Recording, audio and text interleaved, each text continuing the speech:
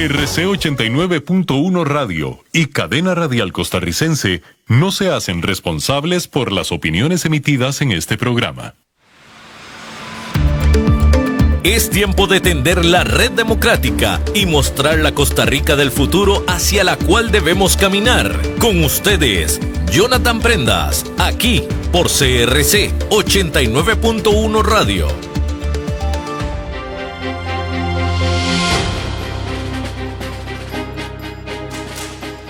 Saludos y muy buenos días tengan todos ustedes. Bienvenidos a la 89.1 frecuencia modulada, transmitiendo para todo Costa Rica desde San José, específicamente en la zona de La Uruca, y también por plataformas digitales en @CRC 89.1 Radio, @Jonathan Prendas, @Red Democrática, siempre manteniendo una alta difusión de los mensajes que muy gentilmente nuestros invitados gustan pues presentarles a ustedes donde quiera que se encuentren, en la casa, en el carro, en el trabajo, en dispositivos móviles varios, para que ustedes puedan formarse una opinión, tomar lo que les interese, pues también respetar si no están de acuerdo con alguna de las opiniones, y así ustedes también ayudarse a construir una mejor fotografía de cómo está Costa Rica hoy, porque no hay que creer el 100% de lo que nos vienen a decir unos de que estamos de maravilla, tampoco hay que creer lo que 100% dicen otros de que estamos muy mal,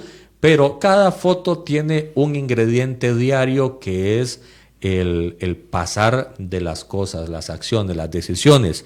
Y hoy específicamente vamos a hablar de la Caja Costarricense del Seguro Social, porque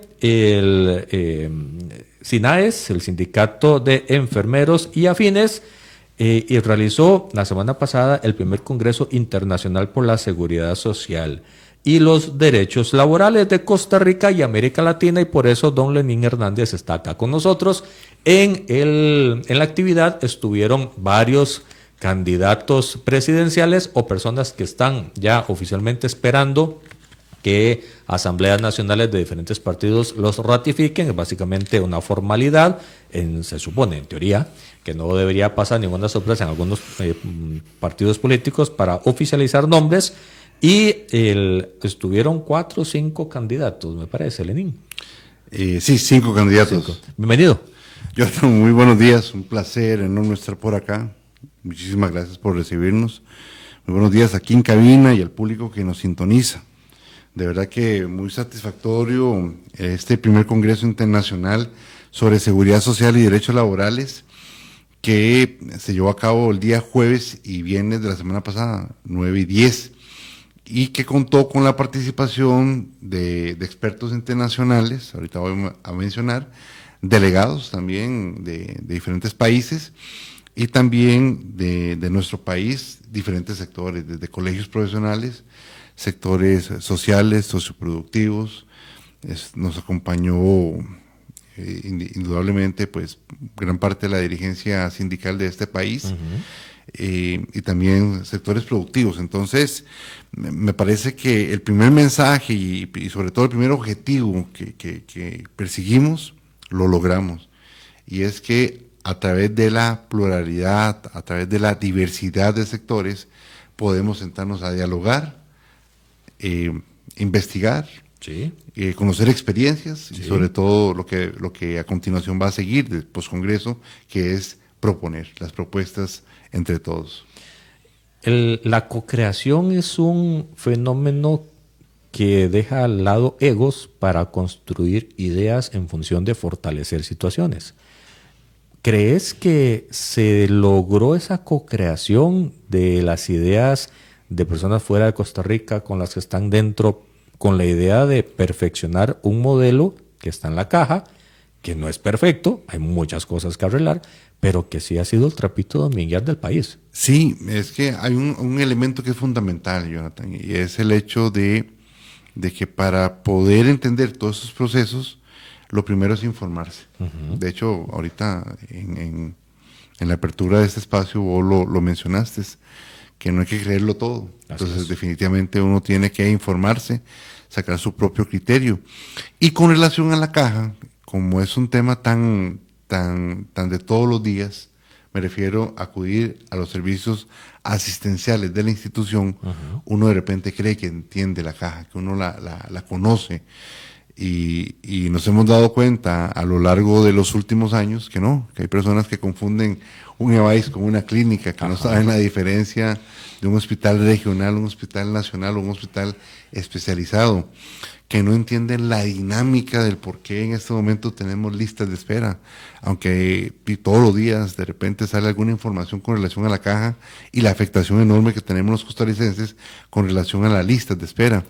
Entonces, el primer elemento es informarse, definitivamente, y me parece que a partir del segundo elemento, que es dejar de lado la polarización, sino como costarricenses, a partir del diálogo, de la apertura, del respeto a los criterios ajenos, ¿verdad? Y las diferencias, es que se puede construir. Y me parece que ese objetivo se logró. Ahorita voy a mencionar sí, claro, las experiencias internacionales, pero adelante, Jonathan. De hecho, ese objetivo logrado me parece que es un tierra fértil, una muy buena tierra fértil para construir ideas no ideológicas, aunque obviamente siempre hay tintes ideológicos en medio de una campaña electoral, porque todos van a venir con la pomada canaria de cómo hacer la caja 24/7 perfecta, sin listas de espera y con una solidez financiera a 700 años adelante. Siempre viene esas ideas, pero lo que ustedes hicieron sirve como tierra fértil para poder construir ideas seguras y fuertes. De hecho, de cara a esto que estás mencionando, el primer elemento que yo quiero rescatar y agradecer además es a la señora candidata y los candidatos que aceptaron ir a este congreso. Se invitaron a todos. Se invitaron a los que ya estaban ratificados. Se excusó don Juan Carlos Hidalgo porque se encuentra fuera del país y ya lo tenía agendado. Después de eso, don José Aguilar, del partido Avanza, se le invitó, no hubo respuesta, tampoco tuvimos respuesta de don Fabricio Alvarado, y tampoco, aunque había confirmado, no sé si se le presentó alguna situación de último momento, el partido Frente Amplio, don Ariel Robles, inicialmente había aceptado.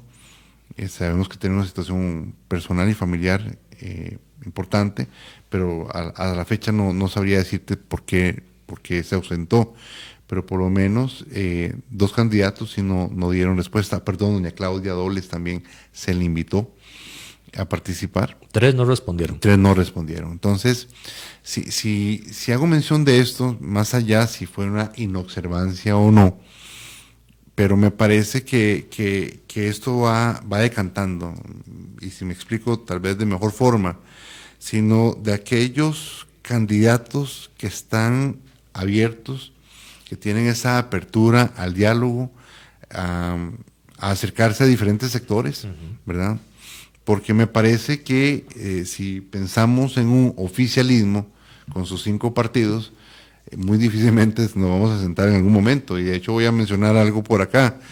Se le invitó al señor presidente de la República a un espacio a las 10 de la mañana, de 10 a 11, para que intercambiáramos criterios, ¿verdad? En este caso, su servidor era el que iba a estar en ese espacio. Se le hizo la invitación formal al señor presidente y no llegó, ¿verdad? Entonces... No respondieron. No, ni tan siquiera respondieron. Entonces, eso va... Pero sí te tiene presente todas las semanas. No es que no identificaba quién eras vos. No, evidentemente sí me tiene muy presente y de forma muy constante. Y no solo los miércoles, porque yo me he enterado que cuando de repente hace giras, ¿verdad? En territorios, ahí sale mi nombre.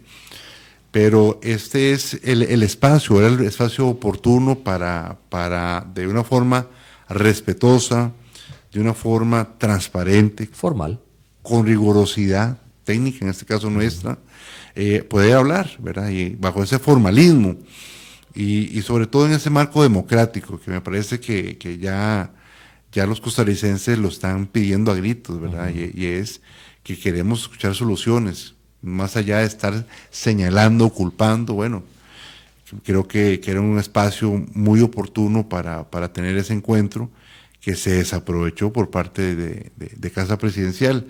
Pero por eso es que estoy haciendo esta conexión de candidatos que me parece a mí van a tener muy poca apertura en contraposición de otros. Entonces, en primera instancia, la señora candidata, doña Natalia Díaz, de Unidos Podemos, que sí fue al espacio, junto con 4 candidatos más. ¿Quiénes son? Don Álvaro Ramos, Partido Liberación Nacional, don Fernando Zamora, de Nueva Generación, nos acompañó don Claudio Alpizar, Partido Esperanza, y nos acompañó el señor William Bentancur, del Partido Justicia Social Democrática. Entonces, Justicia Social Costarricense, nos acompañaron a ese espacio. Y ahorita me voy a referir a esto, dejémoslo ahí como se la de boca. Sí. Por otro lado, el primer día, Jonathan, les comento, se trató sobre derechos laborales. Tuvimos la participación de expertos laborales de México, nos acompañó también la academia, estuvo por ahí, y más que la academia, en unión, el Colegio de Abogados, ¿verdad? Nos acompañó también la Comisión Técnica de Derechos Laborales del Colegio de Abogados. O sea, por parte de la Junta Directiva nos enviaron un representante. Esta Comisión Técnica Laboral del colegio. Nos acompañó también la Comisión Técnica de Trabajador Independiente del Colegio de Abogados. Nos acompañó la Asociación de Trabajadores Independientes del país. Eso rebusteció mucho la conversación con relación o el diálogo y sobre todo con esa rigurosidad técnica de lo que vive el trabajador independiente. Eso es fundamental y tiene un nexo indudable con la seguridad social. Los expertos internacionales estuvieron muy enfocados, sobre todo en la reciente reforma de la jornada laboral en México, en donde el tiempo ordinario pasó a 40 horas. Se redujo. Se redujo. Pasó de 48 horas a 40. Y esto en marco de lo que se trata de construir en el país, de una nueva jornada laboral, ¿verdad? De 4x3, me parece que nos señala un camino y nos hace un comparativo de lo que viene ocurriendo en otros países. En el caso de México, 40 horas, igual, la misma cantidad de días. Distribuida entre la misma cantidad de días. Es correcto, porque es la jornada ordinaria, no bajo una modalidad de jornada extraordinaria, ¿verdad? Entonces, me parece que ese espacio se aprovechó muchísimo. También tuvimos la oportunidad de que nos acompañara don Welmer Ramos, que le ha venido dando un seguimiento a través de una asociación que él dirige de el endeudamiento, el serio endeudamiento que están teniendo los costarricenses en este momento, en donde tenemos a más de 700,000 personas que están en cobro judicial. Son cifras alarmantes, evidentemente. Oficialmente 700,000. 735,000, para ser exactos, ¿verdad? Entonces, de una masa laboral, si estuviéramos hablando de la formalidad, estamos hablando de casi un 60% de la población trabajadora que está altamente endeudada y que sobre todo ya está con un problema de pago, ¿verdad? Entonces todos esos temas se trataron de englobar y por último se cerró con la experiencia del trabajador de la agroindustria en nuestro país y el tema de salud ocupacional, ¿no? Entonces son temas que se vinculan indudablemente con lo que viene pasando en otros países. Vamos desgranando cada uno de esos puntos. En el tema de jornadas laborales, ¿qué comentaron sobre lo que está pasando acá en el país? ¿Cómo lo abordaron? Las delegaciones internacionales no sabían. Es parte también del ejercicio que hicimos nosotros, democrático y objetivo, porque no quisimos contar lo que estaba ocurriendo en nuestro país. Todos lo observaron como un retroceso, ¿verdad? Una involución a los derechos laborales, porque Jonathan, en eso yo he tenido ciertas discrepancias. Voy a explicarme ahorita en detalle a qué me refiero. Vamos a ver, yo sí creo que se necesita adaptar las condiciones laborales en un mundo competitivo como el que tenemos. Número uno. Número dos, las realidades de México, las realidades de un Brasil, Colombia, ¿verdad? O si nos vamos más allá, los países de países europeos, no son las mismas condiciones Costa Rica versus estos países, ¿verdad? En infraestructura, en economía, en el uso de la tecnología para los procesos productivos. Entonces, definitivamente, estamos en otra escala. Sin embargo, si pensamos en que es necesario adaptarse a esa realidad, a esa globalidad y buscar una jornada laboral, a mí me parece que este proyecto carece de algunos argumentos técnicos. ¿A qué me refiero? Estaba muy manoseado ya. Está muy viciado, definitivamente, ¿verdad? Vamos a ver, Jonathan. La primera pregunta que yo me hago es la siguiente, ¿verdad? Y estamos hablando de que es una jornada que se va a aplicar única y exclusivamente, si así quedara la modificación al último texto, que no lo conocemos, por cierto, a aquellas actividades industriales de flujo continuo de producción, ¿verdad? Entonces ya, con esto estamos hablando de zona franca nada más. Básicamente. ¿Verdad? Si fuese así, porque el proyecto, como vos decís, Jonathan, estaba muy manoseado. Inicialmente no estaba así y eso genera desconfianzas. De hecho, en la última propuesta, que tiene la posibilidad de ser aprobada como un texto sustitutivo, básicamente queda como una suerte de acuerdo sindical en lo privado, por las condiciones que se les están dando a los trabajadores. Sí, lo que he mencionado por ahí, creo que fue una propuesta... Una convención colectiva, más o menos. Yo lo que vi, lo que conozco, ¿verdad? Fue lo que propuso Liberación Nacional de una elección, ¿verdad? El tema convención no... Es que es una votación de parte de los trabajadores para saber si aceptan, y también hay una serie de garantías colaterales a esa aprobación que les generaría beneficios extra salario a estos trabajadores. Es como, no es una convención, pero para poder entender las condiciones a favor que se les están haciendo dando. Una analogía, sí, para mejorar sus condiciones. Lo que pasa, Jonathan, y a propósito de el pronunciamiento de hace unos días atrás del Colegio de Psicólogos y Psicólogas del país, que dicen que después de las 8 horas un trabajador ya no es productivo y que esto es un retroceso, dicho por un colegio profesional. Yo voy en esa misma línea, desde un punto de vista de salud ocupacional. Yo no he visto ningún estudio técnico, ¿verdad?, de dónde se va a aplicar ese tipo de jornadas, sobre todo el perfil ocupacional de estas personas, ¿verdad?, que van a entrar dentro de esta modalidad, y que este estudio determine que no van a tener una afectación en su salud emocional, sobre todo, ¿verdad? Eso yo no lo conozco, no lo he visto. Entonces, sin un sustento técnico, científico de esta naturaleza, porque hay que tener claridad en algo. Cuando hablamos de las jornadas laborales, ¿verdad?, y esas modificaciones, los efectos no se dan en la inmediatez, sino a mediano y largo plazo, ¿verdad? Pongo un ejemplo, y eso lo conocemos nosotros porque nosotros lo vivimos trabajando y rotando turnos. Si hay algo que le afecta al ser humano, es no dormir. Y no todas las personas tienen la capacidad de dormir en el día, ¿verdad? Y está comprobado científicamente que el tener un mal sueño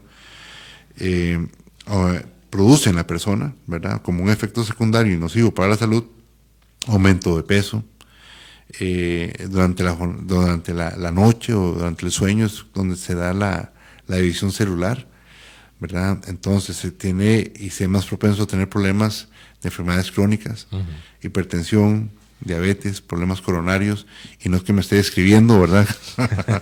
pero es lo que sucede de repente si la persona no duerme bien. Empieza... y también se va un poco más allá con las relaciones de familia, el temperamento, o sea, las capacidades de dominar su naturaleza. Hay una afectación emocional y a la par de eso, Jonathan, y es algo muy, muy importante lo que estás diciendo, de repente se da una afectación, ¿verdad?, en su entorno familiar, emocional, y voy a mencionar otra cosa, y lo digo en un marco de total respeto, hasta la relación íntima con su pareja se empieza a afectar, ¿verdad?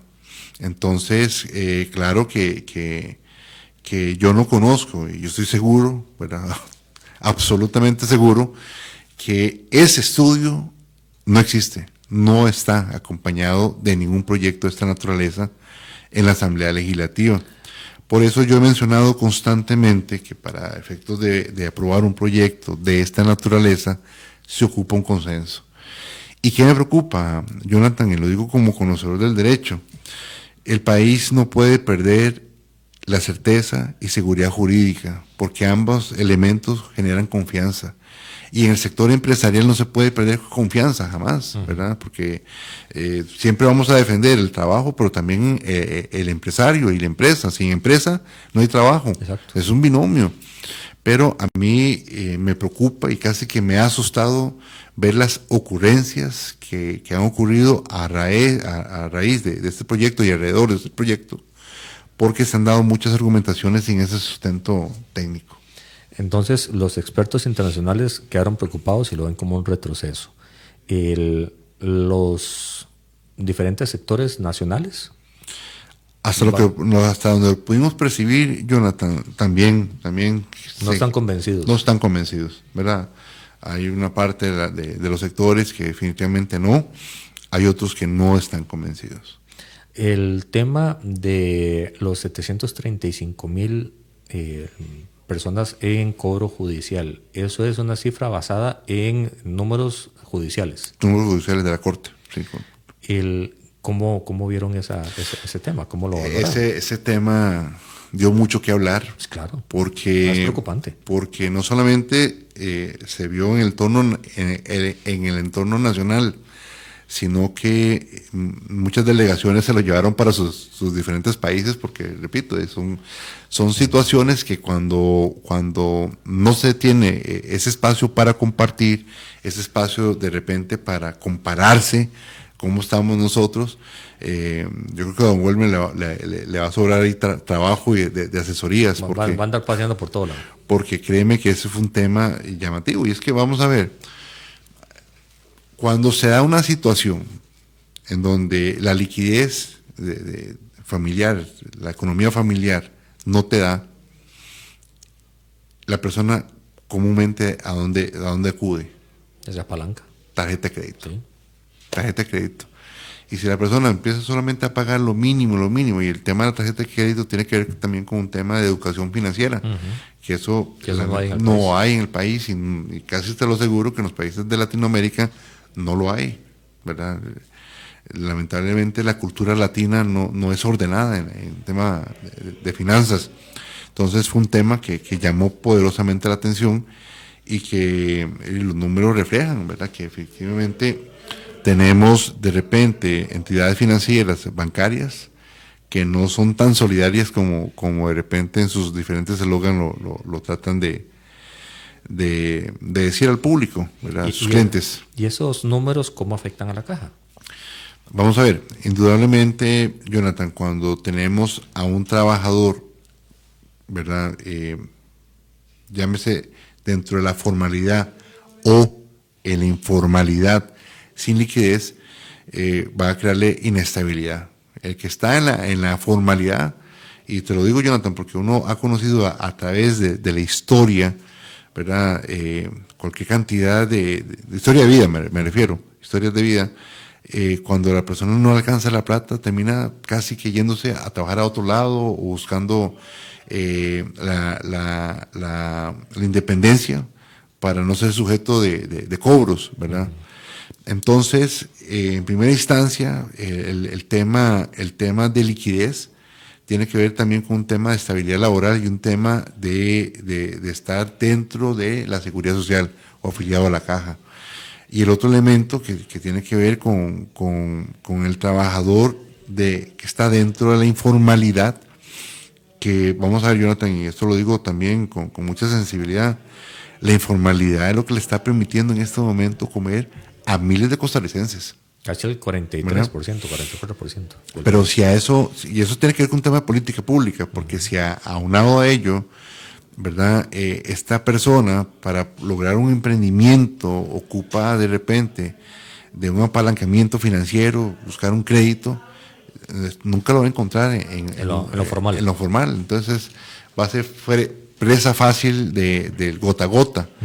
Entonces, evidentemente, este tema tiene que ver con esa política pública y esa estructura económica para que los trabajadores logren encontrar y sobre todo que el Estado logre estimular la economía para que las personas puedan estar dentro de una formalidad. De hecho, estaba viendo hace poco, no me acuerdo bien el porcentaje, pero sí se hablaba que la caja estaba muy preocupada por los altos niveles de personas con estrés que estaban llegando. Y estrés, esta es una de las causales, el no tener liquidez, el no tener capacidad de sostener las condiciones básicas del hogar.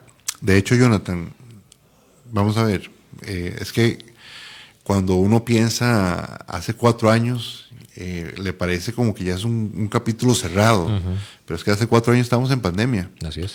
Y tenemos muchísimas personas, por no decir miles de personas, que no se recuperaron de la pandemia.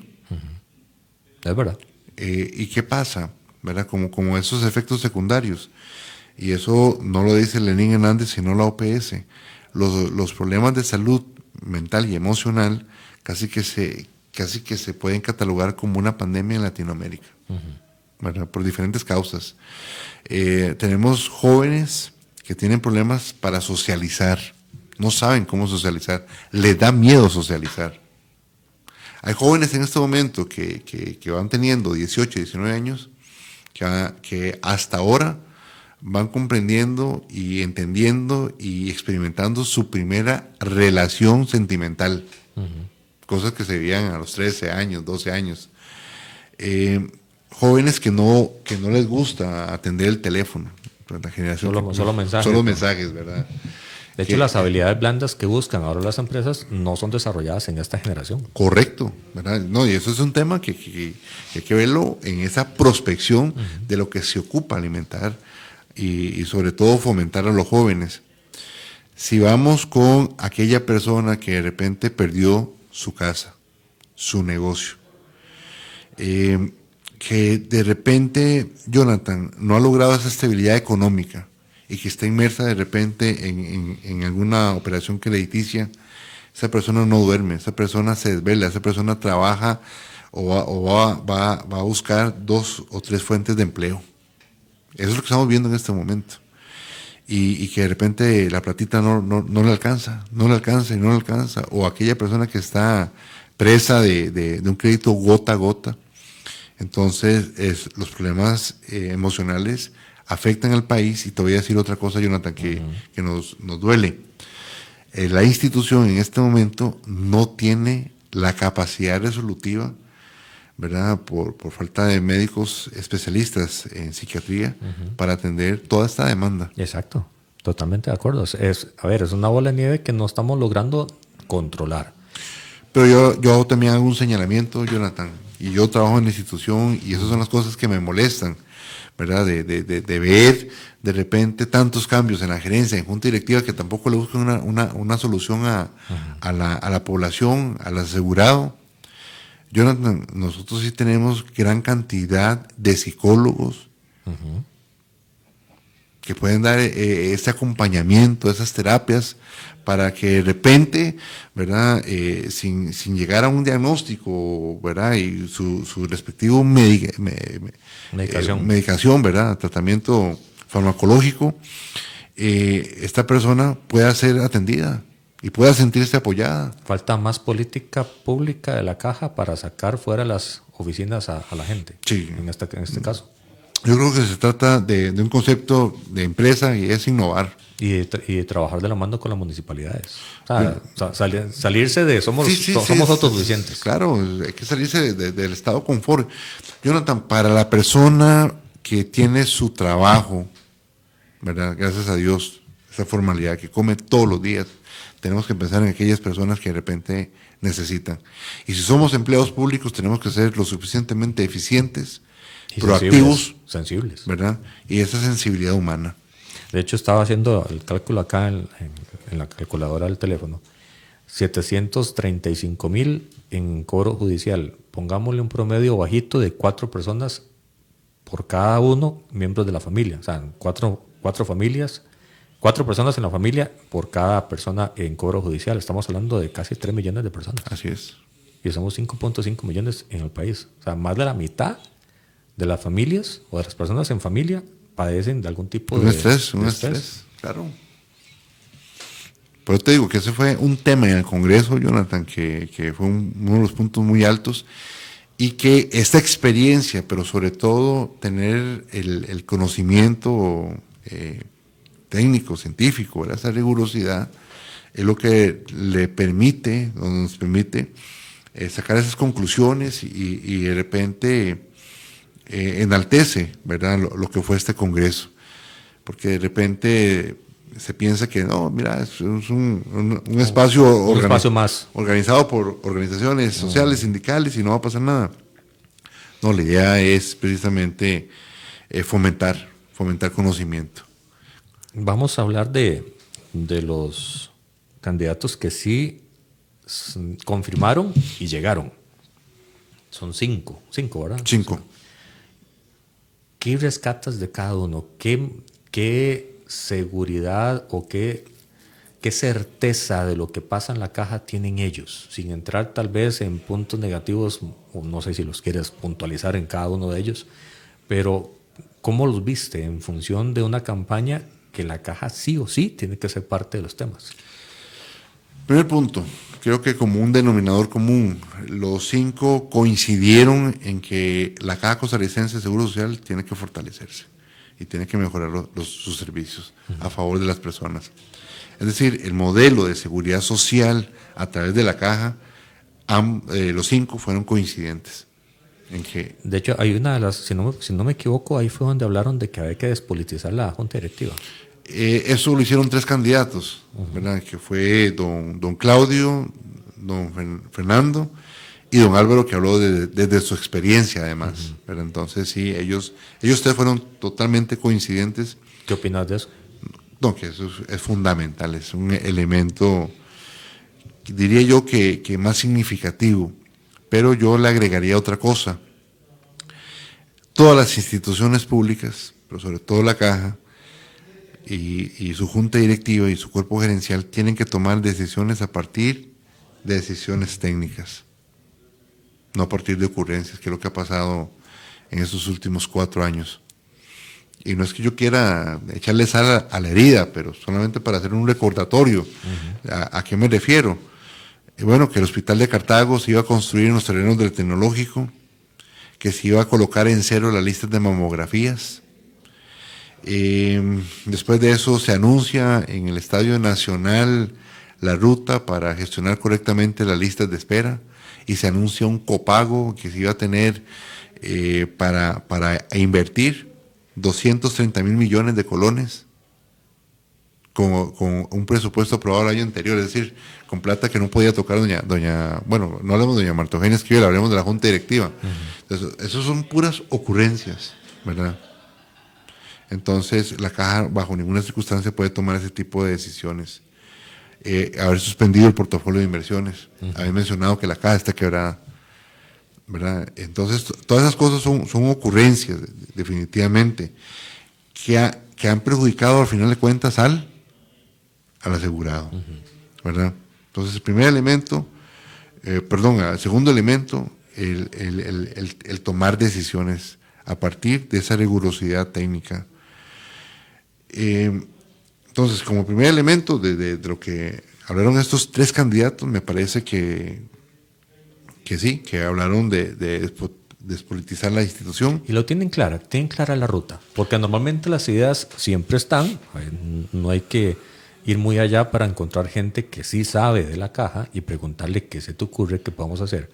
Pero la clave, y más ahora en la campaña, va a ser el cómo. Sí. Para ser justos y seguir mencionando, si quieres ya te contesto esa pregunta, Jonathan. Doña Natalia. Doña Natalia habló de 2 temas, ¿verdad? Uno, habló y se enfocó mucho en el tema de la prevención. Y lo otro que hizo mención es que la prevención, perdón, desde los EBAIS. De los EBAIS, sí, el primer nivel de atención, ¿verdad? Y en términos generales me parece que también lo enfocó hasta en un segundo nivel de atención, de acuerdo a lo que venía mencionando. Pero también hizo mención a que nosotros no podemos convertirnos en el hospital de Centroamérica. Que prácticamente lo somos. Y me parece que esa frase a algunos molestó, a otros no. Por el contrario, otros sintieron mucha empatía con lo que mencionó, porque vamos a ver, y eso no es ser xenofóbico, pero la realidad es que el país debería revisar, ¿verdad?, esas políticas migratorias, los convenios internacionales, lo que se firma con la ACNUR, a ver si realmente responde o corresponde, ¿verdad?, esos acuerdos con los montos económicos que están invirtiendo en la población extranjera. Uh-huh. Vamos a ver, yo quisiera hacer todavía un poco más de mención a este asunto para que el público que nos sintonice lo tenga con claridad. Nosotros como país hemos invertido muchísimo en primer nivel de atención en la cobertura de vacunación para erradicar enfermedades, ¿verdad?, que gracias a Dios están totalmente controladas, pero con el flujo migratorio que se da en el país es mala inversión, por supuesto, y se traen enfermedades que de repente creíamos controladas. Y eso estoy hablando solamente de enfermedades, Jonathan, porque cuando de repente vemos la alta tasa de criminalidad a propósito de repente de un estado de necesidad de algunas personas, uh-huh, o porque definitivamente el extranjero viene acá sin ningún estudio previo, ¿verdad?, de esa hoja de delincuencia para ver sus antecedentes penales. Un tema de culturización también, porque cuando vemos, por ejemplo, el tema de los femicidios, a mí me llama la atención cómo casi siempre, ¿verdad?, hay un involucramiento también de personas extranjeras. No es mayoría, pero sí están presentes. Sí, es una tendencia. Hay una tendencia. Uh-huh. ¿Por qué? Porque son otras culturas de repente, donde, y no es que esté justificando la agresión a la mujer, sino en donde nosotros como país sí hemos invertido en educación, en fomentar principios, en fomentar valores, pero que en otros países no. Entonces todo esto de una u otra forma sí afecta al país, y me parece que de una forma muy valiente, pues ella lo mencionó. A ver, volvamos al tema de los comos. Al cómo. ¿Los mensajes iban permeados del cómo, o simplemente les daba tiempo o se centraban en ideas que fueran atractivas? Porque obviamente ahí en el público estaba, había que predicarle al coro. O sea, básicamente no había que convencer a nadie de las ideas. Ahí estaban. ¿Iban más allá? ¿Iban al cómo? Sí, vamos a ver. Tomando en cuenta que no fue un debate, uh-huh, que se le dio un espacio para que dieran su perspectiva con la seguridad social, ahí es donde yo sigo enfocando el primer elemento, Jonathan. Y es que todos los que llegaron a este espacio es porque tuvieron la gentileza, me parece que tuvieron también la honorabilidad y el valor para compartir de repente con sectores, uh-huh, que no les apoyan, ¿verdad? O sí les apoyan, o a medias, o que no están convencidos, ¿verdad? Primer punto. Segundo punto, el cómo, no todos lograron aterrizarlo, dieron ideas, ¿verdad? O pinceladas. Don Álvaro sí se explayó un poco más, y don Álvaro hizo mención a lo siguiente: como presidente o expresidente de la Caja, sí tuvo el conocimiento para saber lo que está ocurriendo en pensiones y en salud.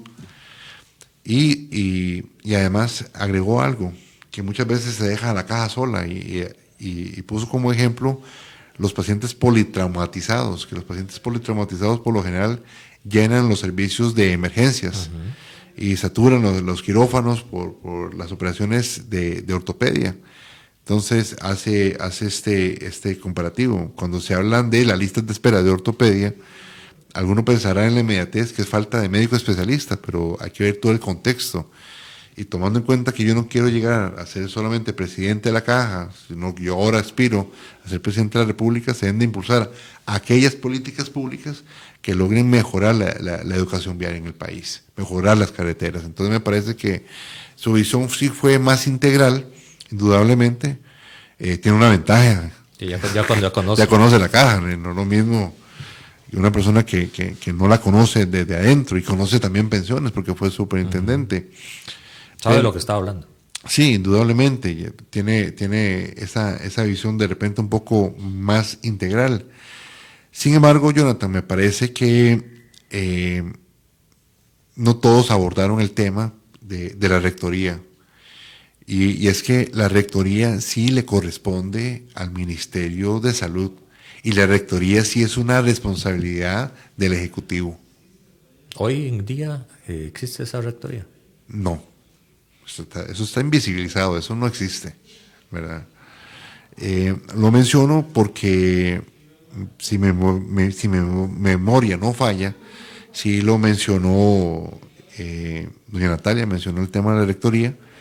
Y me parece que don Claudio también lo mencionó, mencionaron ese tema. Entonces, me parece que sí se les ve a las personas que nos acompañaron, a la candidata y los candidatos a ese espacio, se les ve esa intención de fomentar y fortalecer la seguridad social en la Caja. ¿Por qué menciono esto, Jonathan? No es cuestión menor. Vamos a ver. Yo he criticado, ¿verdad?, a aquellas autoridades políticas que mencionan constantemente que la Caja está quebrada. Uh-huh. ¿Por qué? Porque cualquier sistema de seguridad social en el mundo trabaja bajo el principio de confianza. Confianza en el modelo. Si usted le pregunta a un empresario, ¿verdad?, cuál es el principio fundamental para poder invertir en un país, ¿verdad?, o invertir su platita, lo va a decir que es la confianza. Así es. Si le pregunta a un conocedor de derecho, ¿verdad?, cuál es la base de la legalidad en un país, es la certeza y seguridad jurídica porque genera confianza. Entonces, la confianza es un denominador común para todos los sectores y todos los costarricenses. Entonces, es muy irresponsable de repente hablar de que la Caja está quebrada y en algún momento incluso la expresidenta ejecutiva habló de casi que un cambio en el modelo de seguridad social en el país, solamente para aquellas personas que aportan, ¿verdad?, que están pagando el seguro. Entonces, esa no es la lógica de la seguridad social. Pero un elemento que fue casi coincidente en todos los candidatos y la señora candidata fue el tema de la deuda, la enorme deuda que tiene el Estado con la Caja. ¿Qué dijeron al respecto? Obviamente el que hay que pagarlo es lo más fácil. Más fácil. El tema es cómo, ¿verdad? Lo que sí hicieron mención es en la responsabilidad que tiene el Estado. Jonathan, porque es que hay un elemento fundamental. Yo por lo menos en los años de vida y de conciencia de lo que es la Caja y ahora estar más de cerca en el movimiento sociolaboral, es el primer gobierno que yo veo que no tiene interés de pagarle absolutamente nada a la Caja. De hecho, no reconoce la deuda tal cual. No reconoce un número. Es que no solamente es reconocer un número, Jonathan, es que vamos a ver, cuando yo voy a dar este número, esta cifra, de verdad es que es alarmante. Vamos a ver, al inicio del gobierno de don Rodrigo Chávez teníamos casi 2 billones de deuda acumulada en 3 años anteriores, ¿verdad? 2 billones. Actualmente ya se superan los 4 billones. Es decir, en 3 años de gobierno se ha acumulado 2 billones más. Pero las personas, ¿cuántos son 2 billones? No cabe de repente una pared para poner ceros. Cambiémoslo a dólares. En 2 años de gobierno de don Rodrigo Chávez, le está adeudando a la Caja 4.700 millones de dólares. 4.700 millones de dólares que se acumuló a otros 4.700 millones de dólares más. De hecho, es como el 30% del presupuesto nacional del año. Entonces, estamos hablando de números, estamos hablando de muchísimo dinero. Sí. Entonces, no es justo que en este momento la seguridad social la pague el patrono que es responsable, el trabajador que está en la formalidad, el trabajador independiente que la pulsea también para pagar su seguro, pero que la caja se construyó de forma tripartita, con una corresponsabilidad de los patronos, trabajadores y Estado. Y en este momento el Estado no cubre, ¿verdad?, lo que le corresponde en seguro. Sí, eso es un ambiente complicado a futuro. Muy complicado porque Y en prácticamente... futuro no muy largo. Sí, estamos hablando de próximo año. Entonces, ¿qué está haciendo en este momento el actual gobierno? Dejándole la bronca al gobierno que sigue, porque esto es una bronca. Hay una idea, y voy a aprovechar, no sé si lo trataste, probablemente no, pero hay una idea de un grupo liderado por un exdiputado de incluir en junta directiva a los asegurados, a los asegurados directos, creo que es. ¿Cómo ves esa idea? Siguiendo el tema de la despolitización y las mejores prácticas para la institución. Vamos a ver, me parece que el primer elemento que yo buscaría dentro de un proyecto de ley para despolitizar la caja es que el Ejecutivo no nombre de manera directa al presidente ejecutivo. Parece que entre la misma junta directiva nombre el presidente, o sea, por año, como pasa en algunas juntas directivas. Ese es el primer elemento.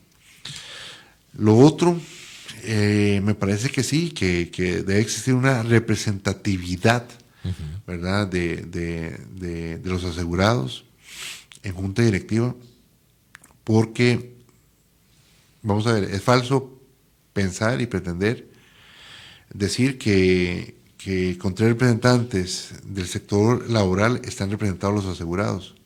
Son arena de otro costal cada uno. Exactamente. Entonces me parece que sí. Sea que sea nombrado por el mismo Estado de manera directa, ¿verdad?, que ellos nombren, en específico, ¿verdad?, que sea para un asegurado que es parte del Estado, no se vería de mala forma. Pero, Jonathan, yo creería que a este nivel en que nos encontramos con la caja, la enorme responsabilidad que se tiene en la caja, no cualquier persona puede ir a junta directiva. Es que tiene que tener conocimiento para poder tomar decisiones. Es que si van a junta directiva solamente a leer y mover la mano, y eso no tiene ningún sentido. Ni ninguna ciencia. Ni una lógica. Entonces, a mí me parece que ya se le debe de solicitar algunos requisitos deseables de idoneidad a las personas que van a junta directiva. Eso es fundamental. Son las 10:48, nos quedan 4 minutos, tal vez 5, en el programa. ¿Cuál es tu por tanto de lo que dijeron los 5 candidatos? Has mencionado mucho a Álvaro, a Natalia, no mencionaste a Betancourt, individualmente me refiero, pero a grosso modo, el por tanto de los 5, en este momento, a 7 meses de la campaña, de la elección, ¿cómo los ves en el tema de la caja? ¿Tienen noción de dónde están parados, para dónde vamos, qué quieren de la caja? Para ser justo, Jonathan, en 30 segundos cada uno, don William Betancourt mencionó que como empresario él ve una caja que funcione como tal, como una empresa, ¿verdad? Y que para él el problema de salud, dentro de su agenda y dentro de la percepción país, es el problema número 1 que hay que abordar. Y don Fernando, pues, muy afín a ayudar al trabajo independiente, a defender la autonomía de la caja, ¿verdad? Para ser justos sí. con los otros 3 candidatos que ya lo hablamos. Yo diría, Jonathan, que el Congreso, ¿verdad?, no permite explayarse, ¿verdad?, con unas 2 horas para escucharle sus propuestas. Pero yo sí les noto a los 5 una verdadera sensibilidad con relación al tema humano, ¿verdad?, que engloba la caja, porque en este momento el problema número 1 son las listas de espera. Entonces es un tema ahí que me parece importante señalarlo. Número 2, el por tanto, me parece que tienen la voluntad, yo los sigo rescatando, la voluntad para escuchar, para aprender. Observé a algunos candidatos tomando apuntes, que me parece que eso genera 2 cosas. Primero, humildad y y confianza, no se sabe todo, ¿verdad? Es que es imposible. Porque volviendo al tema inicial, Jonathan, como empezó esta entrevista, este espacio, todos queremos conocer la caja, pero la caja es muy compleja. La caja es muy compleja. Entonces, yo diría que, por tanto, existe esa voluntad por parte de cualquiera de los 5 candidatos a seguir fortaleciendo y fomentando la seguridad social a través de la caja.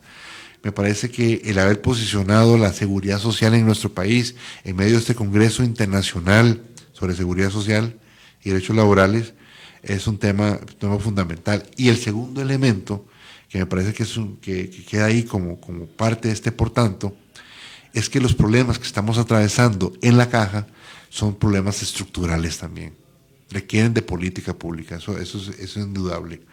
Porque se habló de un tema que se le prestó muchísima atención y es el envejecimiento de la población. Así es. ¿Verdad? Ese cambio demográfico que genera una mayor demanda, ¿verdad? En la atención médica. Entonces, si no se tienen claros esos conceptos, Jonathan, y se ven de repente de forma aislada, es imposible que se pueda tener una buena gobernanza en la institución.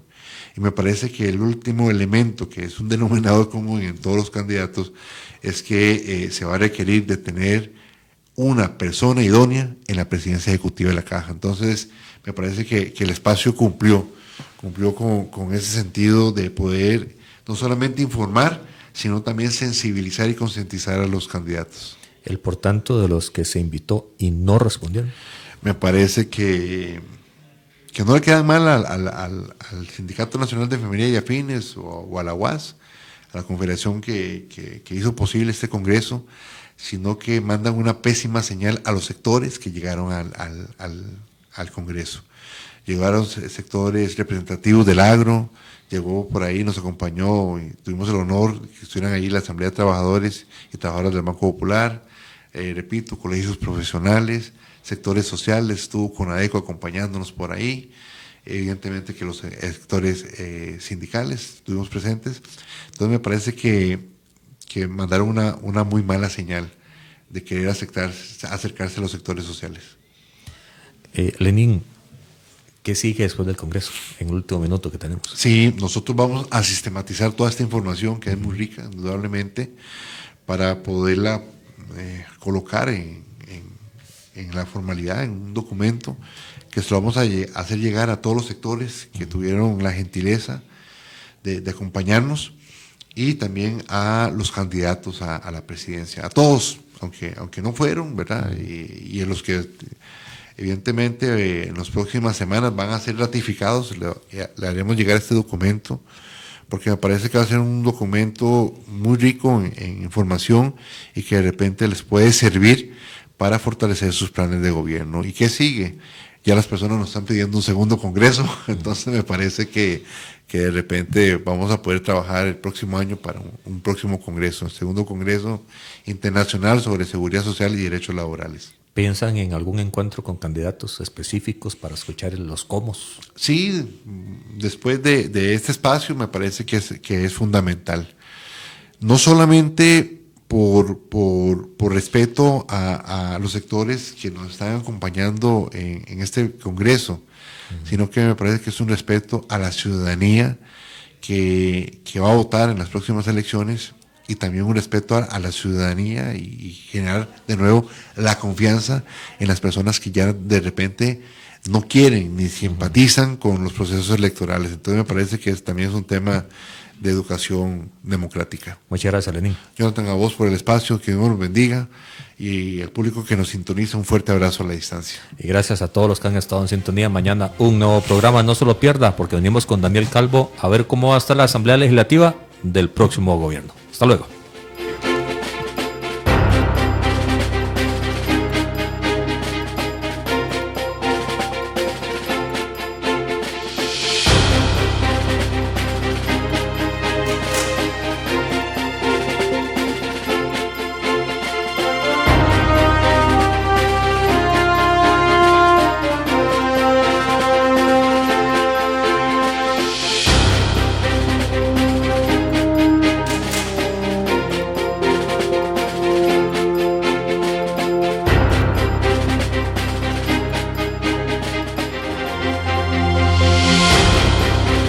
Esto ha sido todo por hoy en Red Democrática. Los esperamos en nuestro próximo programa para seguir descubriendo la Costa Rica del futuro. Solo aquí,